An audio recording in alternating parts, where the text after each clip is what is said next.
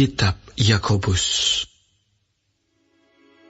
Salam dari Yakobus, hamba Allah dan Tuhan Yesus Kristus, kepada ke-12 suku di perantauan. Saudara-saudaraku, anggaplah sebagai suatu kebahagiaan apabila kamu jatuh ke dalam berbagai-bagai pencobaan. Sebab kamu tahu bahwa ujian terhadap imanmu itu menghasilkan ketekunan. Dan biarkanlah ketekunan itu memperoleh buah yang matang, supaya kamu menjadi sempurna dan utuh dan tak kekurangan suatu apapun. Tetapi apabila di antara kamu ada yang kekurangan hikmat, hendaklah ia memintakannya kepada Allah, yang memberikan kepada semua orang dengan murah hati dan dengan tidak membangkit-bangkit, maka hal itu akan diberikan. Hendaklah ia memintanya dalam iman, dan sama sekali jangan bimbang, sebab orang yang bimbang sama dengan gelombang laut yang diombang-ambingkan kian kemari oleh angin. Orang yang demikian janganlah mengira bahwa ia akan menerima sesuatu dari Tuhan. Sebab orang yang mendua hati tidak akan tenang dalam hidupnya. Baiklah saudara yang berada dalam keadaan yang rendah, bermegah karena kedudukannya yang tinggi.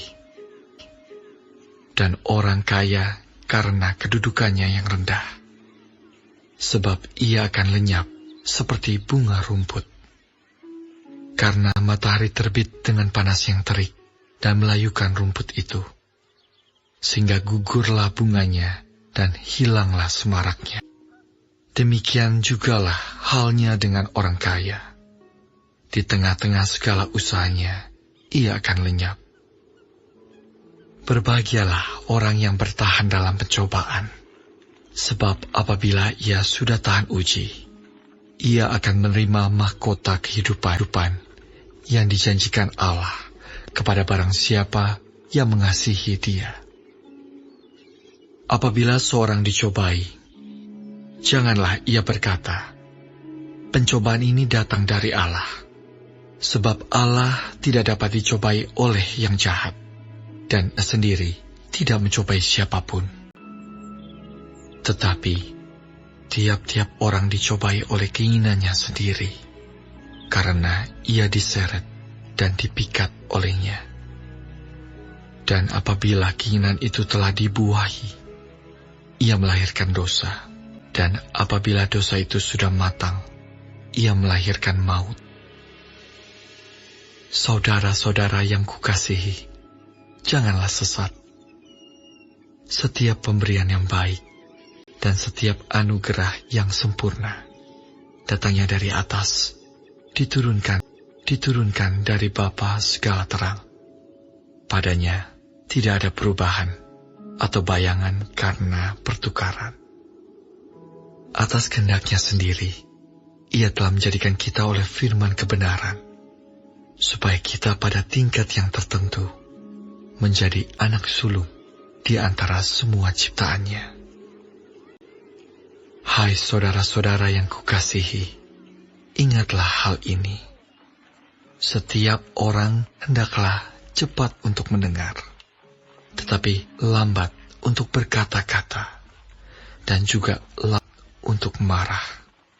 Sebab amarah, manusia tidak mengerjakan kebenaran di hadapan Allah.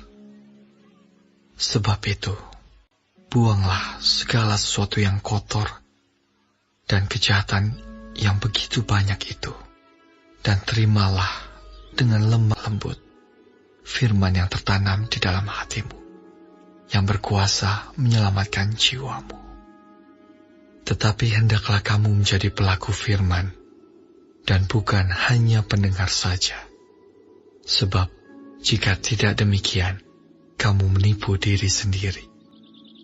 Sebab jika seorang hanya mendengar firman saja dan tidak melakukannya, ia adalah seumpama seorang yang sedang mengamat-ngamati mukanya yang sebenarnya di depan cermin.